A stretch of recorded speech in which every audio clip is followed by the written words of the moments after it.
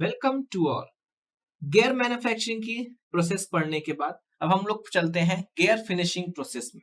हमने यूनिट 1 में भी आपको बताया था मशीनिंग प्रोसेस के बाद एक फिनिशिंग या सरफेस फिनिशिंग प्रोसेस होती है जो कि सारे मशीन्ड एलिमेंट्स में परफॉर्म करनी पड़ती है for getting the accurate dimension and surface finish. उसी तरीके से गियर भी जो अपन लोग मशीन करके ला रहे हैं, तो मशीनिंग तो गियर में भी हो रही है, कटिंग हो रही है, एक्स्ट्रा मटेरियल रिमूव हो रहा है, तो उसमें भी फाइनल फिनिशिंग ऑपरेशन की जरूरत रहती है for getting the accurate dimension profile and finish. क्योंकि जो मशीन्ड गियर है वो उसमें कुछ प्रकार का ऐसा हो ही नहीं सकता कि वो बिल्कुल परफेक्ट हो, उसमें कुछ ना कुछ एरर्स जरूर होगा। एरर उसकी प्रोफाइल में हो सकता है, इसेंट्रिसिटी में हो सकता है, सरफेस की स्मूथनेस में हो सकता है, उसके एंगल्स में हो सकता है। और जब एरर वाला इस तरह के एरर वाला gear high speed heavy duty performance में जब इंप्लीमेंट होगा, तो वो क्या करेगा, उसके जो सेटिस्फैक्टरी परफॉर्मेंस है वो सेटिस्फैक्टरी परफॉर्मेंस नहीं प्रोड्यूस कर पाएगा।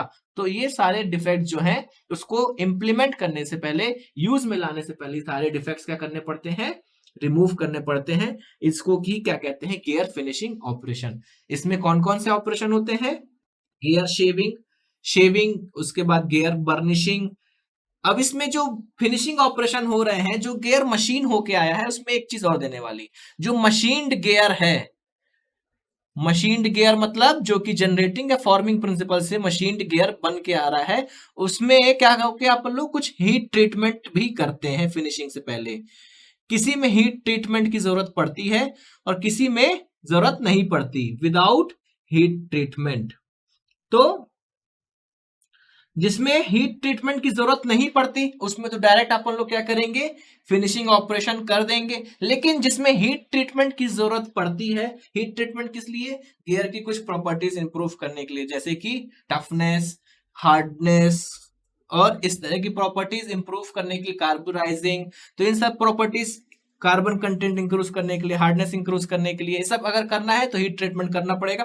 हीट ट्रीटमेंट करने के बाद ही अपन लोग फिनिशिंग ऑपरेशन अप्लाई करेंगे, क्योंकि हीट ट्रीटमेंट के कारण भी कुछ डिफेक्ट्स क्रिएट हो सकते हैं। देन फिनिशिंग ऑपरेशन अपन लोग अप्लाई करेंगे। और यदि गियर ऐसा है जिसमें हीट ट्रीटमेंट की जरूरत नहीं कि सब गियर्स को हीट ट्रीटमेंट करने की जरूरत पड़े। हीट ट्रीटमेंट क्या, थोड़ा सा स्ट्रेंथ और बढ़ाने के लिए करते हैं, लेकिन अपने को गियर वहां पे लगाना है जहां पे उतनी स्ट्रेंथ की जरूरत ही नहीं है, तो वहां पे हीट ट्रीटमेंट करने की जरूरत नहीं है। वहां पे हीट ट्रीटमेंट की जरूरत नहीं है तो डायरेक्ट क्या करो, उसको फिनिशिंग ऑपरेशन में भेज दो। लेकिन फिनिशिंग ऑपरेशन तो क्या, सभी में करना पड़ेगा, चाहे हैवी ड्यूटी एप्लीकेशन हो चाहे लाइट ड्यूटी एप्लीकेशन हो, फिनिशिंग ऑपरेशन तो सब में करना पड़ेगा। तो कौन कौन से ऑपरेशन है, gear shaving, gear burnishing. Gear burnishing उसके लिए जहां पे प्रोडक्ट्स को हार्डन नहीं करना है। और एक कॉमन सीक्वेंस होता है गियर फिनिशिंग का, सबसे पहले क्या, गियर शेविंग कर लो, उसके बाद उसको सरफेस हार्डनिंग कर दो हीट ट्रीटमेंट से, सरफेस हार्डनिंग कर दिए, उसके बाद gear lapping, final finishing operation कर दो। क्या है sequence, gear shaving. Gear shaving क्या है, एक फिनिशिंग ऑपरेशन है जो कि क्लोज डायमेंशनल टॉलरेंस और प्रोफाइल का शेप देता है। गियर शेविंग के बाद क्या करो, उसको फिर सरफेस हार्डनिंग कर दो। सरफेस हार्डनिंग कर दिया, उसके बाद उसको क्या करो, final finishing operation that is lapping कर दो। लैपिंग कर दिए तो उसकी फाइनल फिनिश, लैपिंग अपन ने देखा था, सरफेस फिनिशिंग ऑपरेशन था। तो जरूरी नहीं है कि सारे फिनिशिंग ऑपरेशन एक साथ हो, कुछ फिनिशिंग ऑपरेशन अपन लगा दिए, फिर अपन ने हीट ट्रीटमेंट किया, उसके बाद एक आध फिनिशिंग ऑपरेशन फिर से लगा सकते हैं, फाइनल कंप्लीट एक्यूरेट प्रोडक्ट प्राप्त करने के लिए। तो फिनिशिंग का पर्पस क्या है, डायमेंशनली एक्यूरेट बनाना, उसके शेप साइज प्रोफाइल्स में उसकी सरफेस फिनिश अच्छी करना, और उसको हार्ड और वियर रेजिस्टेंट बनाना, जिसके जो फ्लैंक्स जो कॉमन कांटेक्ट में आ रहे हैं, फोर्स लग रहा है, उसको बियर कर सकें। अब गियर जो अलग अलग मैन्युफैक्चरिंग प्रोसेस से गियर बनते हैं, उसमें फिनिशिंग ऑपरेशन भी अलग अलग हो सकता है।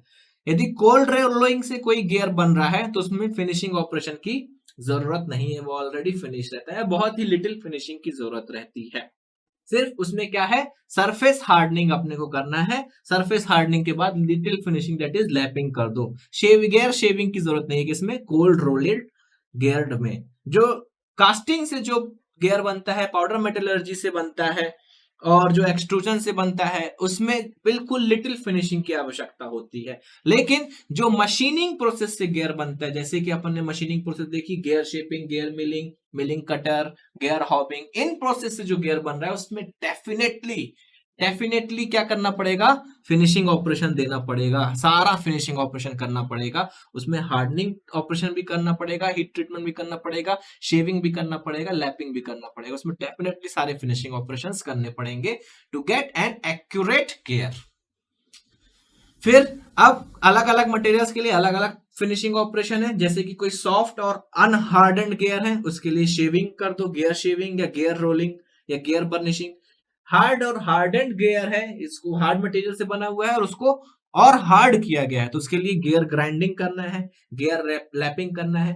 यदि कोई सॉफ्ट मटेरियल है, सॉफ्ट मटेरियल से गियर बना हुआ है लेकिन प्रिसीजन पर्पस के लिए, प्रिसीजन एप्लीकेशन के लिए है, इस्तेमाल करना है, तो उसको शेविंग करेंगे, फिर हार्डनिंग करेंगे, फिर लैपिंग करेंगे। किसके लिए? For soft but precision gears के लिए। तो अलग अलग मटेरियल के लिए अलग अलग फिनिशिंग ऑपरेशन अपन लोग इंप्लीमेंट कर सकते हैं। आगे के प्रेजेंटेशन में इनको थोड़ा बहुत एक एक करके डिस्कस करेंगे। I hope gear finishing operation आपको क्लियर हुआ होगा। Thanks for paying your attention.